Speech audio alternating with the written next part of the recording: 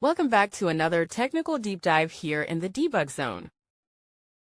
Today we're tackling a big question and breaking it down with us from other users. Hopefully this clears up some misconceptions and helps you get the answer you need. So buckle up, stay a little curious, and let's jump right in.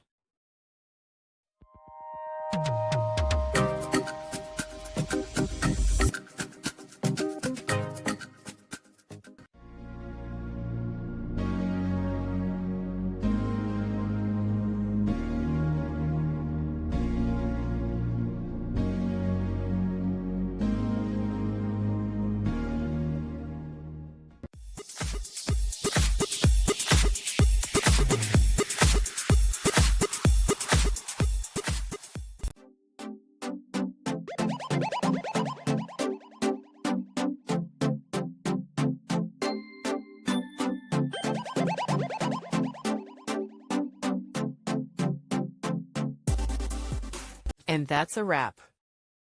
I hope you found the answer you were looking for. If you did, take a second to hit that subscribe button. It really helps out. And let me know in the comments which solution worked best for you. See you next time in the debug zone.